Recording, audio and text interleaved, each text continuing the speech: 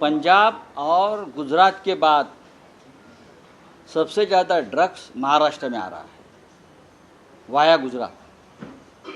कल भी संभाजी नगर में लगभग 300 करोड़ का ड्रग्स पकड़ा गया, पैठण में। नासिक, कोल्हापुर, मुंबई, पुणे, नागपुर, ये सब जगह पे ड्रग्स का हब्स बन गया है महाराष्ट्र में। क्या उसके लिए जिम्मेदार कौन है? महाविकास आघाड़ी, शिवसेना, कौन? सरकार किसकी है? हजारों करोड़ का ड्रग्स गुजरात से महाराष्ट्र में कैसे आता है? उनका किसके प्रोटेक्शन में आ रहा है? पुलिस किसका है? गृह मंत्रालय किसका है? एनसीबी किसका है? Narcotics control bureau. ये आधा ग्राम पकड़कर ये लोग बहुत बड़ा इशू बना देते हैं ना, ये आर्यन खान, वो खान। लेकिन आपके होते हुए देवेंद्र फडणवीस जी 500 करोड़ का ड्रग्स यहाँ पकड़ा जाता है। जो पकड़ा जाता है वो पकड़ा गया, जो नहीं पकड़ा गया है वो बच्चों के पास कॉलेज में, स्कूल में, घर घर में पहुँच गया है। आप उस बारे में क्या बोलेंगे? तो सबसे पहले महाराष्ट्र में ये ड्रग्स के रावण का अंत करना पड़ेगा। पंजाब उड़ता पंजाब हो गया, गुजरात में उड़ता गुजरात हो गया। अब क्या महाराष्ट्र को ख़त्म करना चाहते हो? अब महाराष्ट्र को केनिया और नाइजीरिया की तरफ लेके जाना चाहते हो?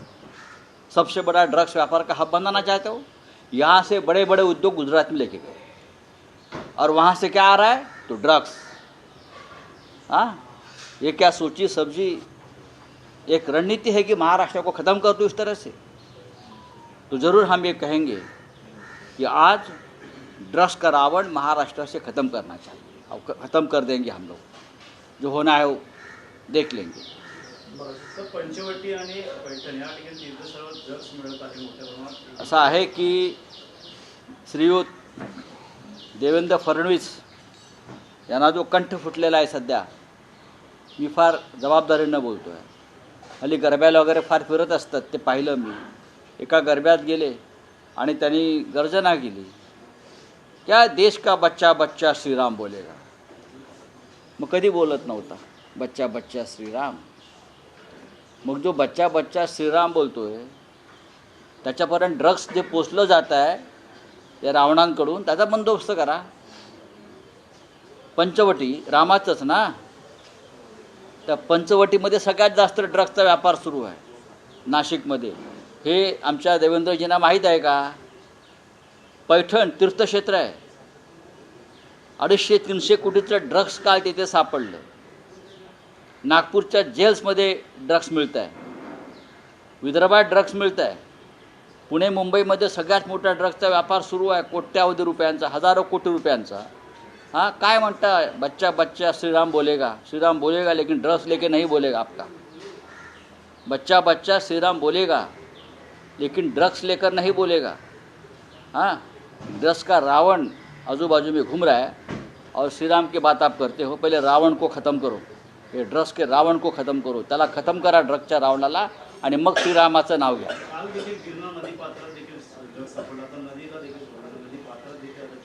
अहो, हा संपूर्ण महाराष्ट्र ड्रग्सनं ख़त्म झालेला आहे, खोकला झालेला आहे, आणि त्या ड्रग्सचे हप्ते या राज्यकर्त्यांपर्यंत जात आहेत।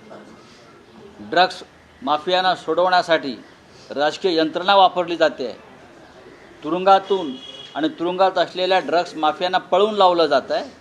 काय सांगतात देवेंद्र फडणवीस? जय श्रीरामच्या घोषणा द्या म्हणून। श्रीराम तुमचा धनुष्यबाणाने वध करील। तो अहंकाराचा नाश आहे। आज रावणाला जाळण्याचा दिवस आहे। रावण हा एक विद्वान शिवभक्त होता, पण अत्यंत अहंकारी, आणि त्याचा नाश हा अहंकारानं केला। राम हे सत्याचं प्रतीक होतं। शिवसेना बाळासाहेब ठाकरेंची ही श्रीरामाचं सत्याचं प्रतीक आहे, आणि जो अहंकार समोर दिसतोय महाराष्ट्रात आणि दिल्लीमध्ये, त्या अहंकाराचा नाश आम्ही केल्याशिवाय राहणार नाही। आज शिवसेनेचा दसरा मेळावा आहे, आणि तो त्यासाठीच आहे, पुढली दिशा देण्यासाठी। अहंकाराचा नाश होईल, आणि 2024 साली दसरा मेळाव्यात शिवसेनेचे राज्यकर्ते बसलेले असतील, दिल्लीतले आणि महाराष्ट्रातले, हे मी तुम्हाला आता खात्रीनं सांगतो. आताही एकच आहे, आताही एकच आहे, आताही एकच दसरा मेळावा आहे शिवसेनेचा.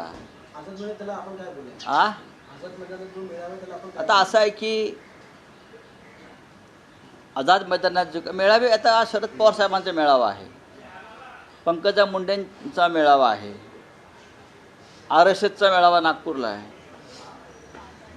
बाडगा असतो तो जरा मोठ्याने बांग देतो, नपुसंग असतो तो जरा जास्त कांदे खातो. असे फोटो लागलेले आहेत, असे बाळासाहेबांच्या बरोबर. चेहरा बघितला का?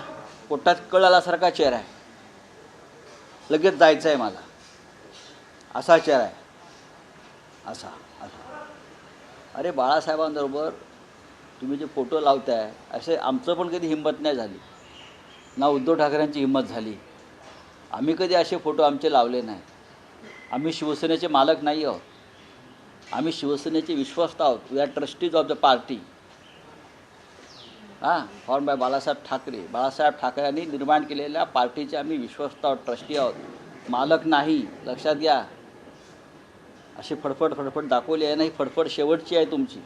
तुमचा पुढला दसरा मेळावा होणार नाही जो काय आहे तो. ही डुप्लिकेट लोक आहेत, हा डुप्लिकेट मेळावा. 2 दशहरे का रैली हो रही है। दसरे का रैली शिवसेना की शिवाजी पार्क में हो रही है। शिवसेना एक ही है। बाला साहब ठाकरे हमेशा कहते थे, शिवसेना स्थापन होने के बाद लगभग 220 सेनाएं निकली अलग अलग, लेकिन 2 ही सेनाएं रही। एक भारत की सेना जो सीमा पर है और एक शिवसेना है। ऐसी बहुत सी सेनाएं आई और चली गई, कभी 1 साल रही, कोई 6 महीने रही, कोई आई और चली गई, हवा का झोंका आता है और चला जाता है। तो ये दूसरा मेड़ावा नहीं है, ये बेईमानों का एक गठ है, पैसा है।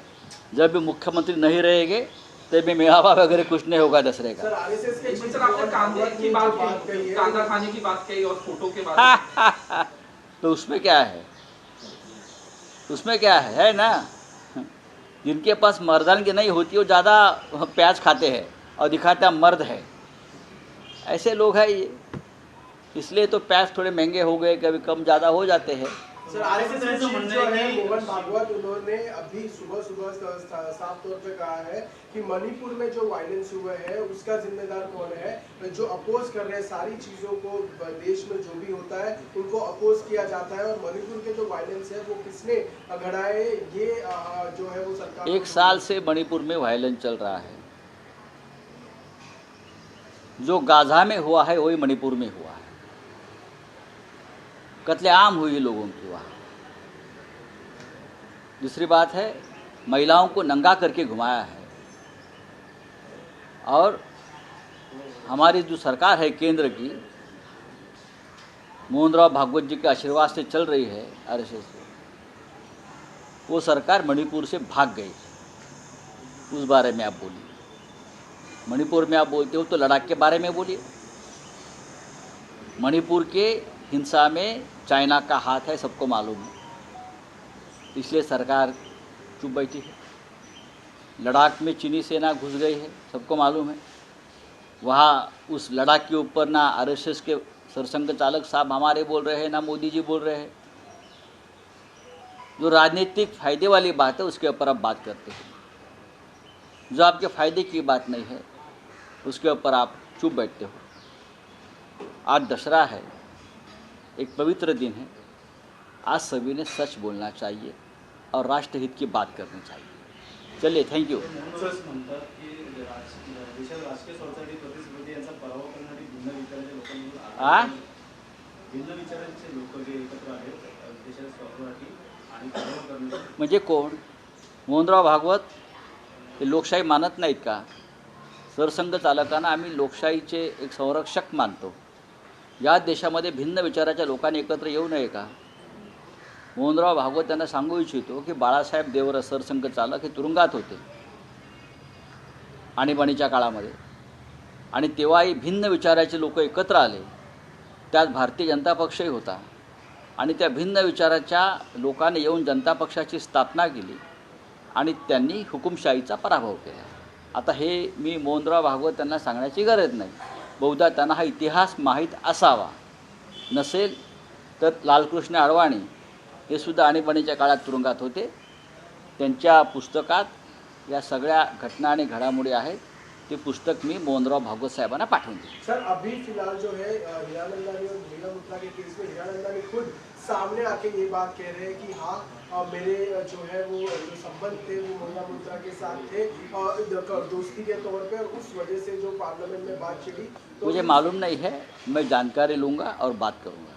सर हिंदी में जानना चाहूँगा, जिस तरह से अभी आपने मराठी में कहा मोहन भागवत जी के बारे में, भिन्न विचारों के लिए क्या है कि राजनीतिक स्वार्थों के कारण इस तरह से किया. अगर मोहनराव भागवत जी इंडिया की बात कर रहे हैं तो उनकी बात राष्ट्रहित की नहीं है. भिन्न विचार के लोग अगर इंडिया ग्रुप में आए हैं और वो तानाशाही के खिलाफ लड़ने की बात करते हैं तो मोहनराव भागवत जी ने इंडिया का समर्थन करना चाहिए, क्योंकि देश को बचाना है, लोकतंत्र को बचाना है और संविधान को बचाना है. अगर भिन्न विचारों की बात मोहनराव भागवत जी कर रहे हैं, सरसंघ चालक कर रहे हैं, तो उनको पता होना चाहिए जब जब देश के लोकतंत्र पर आघात हुआ है, हमला हुआ है, तो भिन्न विचारों के लोग देश हित के लिए एक साथ आकर एक जंग छेड़कर देश को उन्हें बचाया है. इमरजेंसी में सरसंघ चालक उस वक्त के बाला साहब देवरस जेल में बंद थे. सभी भिन्न विचारों के लोग ही जेल में बंद थे और बाद में भारतीय जनता पार्टी के साथ सभी ये भिन्न विचारों के लोगों ने एक साथ आकर जनता पार्टी का निर्माण किया था और तानाशाही का पराभव किया था. ये आपको मालूम होना चाहिए. अगर आपको नहीं मालूम है ये इतिहास भिन्न विचारों के लोगों का, तो मैं आपको ये कहना चाहूँगा, लालकृष्ण अडवाणी अभी भी जीवित है. लालकृष्ण अडवाणी जी भी जेल में रहे, अटल जी भी जेल में रहे, जनसंघ के बड़े बड़े नेता उस वक्त जेल में रहे. उनके साथ भिन्न विचारों के लोग, चाहे चंद्रशेखर जी हो, चाहे जयप्रकाश नारायण जी हो, हाँ, ऐसे सभी मोरारजी भाई देसाई सभी जेल में रहे. सब भिन्न विचारों के लोग थे और देश बचाने के लिए एक साथ आकर इंदिरा जी का पराभव किया था. अब ये मोहन भागवत साहब को ये बताने की हमें नौबत आ रही है, इस देश का दुर्दैव है. सर मराठा आरक्षण को लेके आज आखिरी दिन जो मुख्यमंत्री ने कहा था, तो अल्टीमेटम खत्म हो रहा है, क्या किस तरह से? मैं नहीं देखूंगा, मुख्यमंत्री ने देखना चाहिए. मैं क्या देखूंगा? मुख्यमंत्री के पूरे महाराष्ट्र में जो पोस्टर लगे हैं वो देख रहे हैं ना. ऐसे ऐसे जो पोस्टर लगे हैं ना बाला साहब के साथ, तो बाला साहब भी देख रहे हैं और मुख्यमंत्री भी खुद देख रहे हैं हर पोस्टर से. जब जनता सड़क पर उतरेगी पूरे गांव-गांव में, तब उनकी आंख बंद हो जाएंगी. 24 तारखेचा अल्टिमेटम होता, संपलेला आहे. काय वाटतं सरकारने निर्णय घ्यावा किंवा घेईल का सरकार? सरकार कसा निर्णय घेईल? सरकारमध्ये निर्णय घेण्याची क्षमताच नाही आहे. जसा आता प्रश्न विचारला की याकडे आपण कसं बघता, बोला आम्ही कशा करता पाहायला पाहिजे. संपूर्ण महाराष्ट्रात मुख्यमंत्र्यांचे असे उडणारे पोस्टर लागले आहेत ना बाळासाहेबांच्या बरोबर, तर प्रत्येक पोस्टरमधून ते बघतायत काय होतंय काय नाही ते. पण ते काय बघणार? आज मुदत संपलेली आहे, त्याने आश्वासन दिलेलं आहे. आज दसरा आहे, दसऱ्याच्या निमित्तानं आज 3.5 मुहूर्तापैकी एक मुहूर्त आहे, त्यांनी घोषणा करावी. संभाजी भिडे म्हणतात नेत्यापासून जनता देखील फालतू असं संभाजी भिडे म्हणाले. बीजेपी कार्यकर्ता तोड़फोड़ कर रहे हैं, कैबिनेट मंत्री के ऊपर मंत्री के बाद प्रदर्शन कर रहे हैं, आप किस तरीके से देखते हैं? मैं नहीं देखता. कैडर जो था आप भारतीय जनता पार्टी में अब केडर नहीं बचा है, न विचार बचा है. वहाँ सत्ता का खेल चलता है और चलता रहेगा. हमने देखी है बीजेपी एक बहुत ही डिसिप्लिन पार्टी हमेशा रही है, सत्ता की भूखी कभी नहीं थी. लेकिन जिस तरह से महाराष्ट्र में हो या मध्य प्रदेश में हो, तोड़ फोड़ करके जो सरकारें बनाई जाती है, अब वो केडर बेस्ड पार्टी विचारों वाली पार्टी नहीं है. चलिए, थैंक यू. लोकशाही मराठी ऐका, पहा, जागरूक रहा.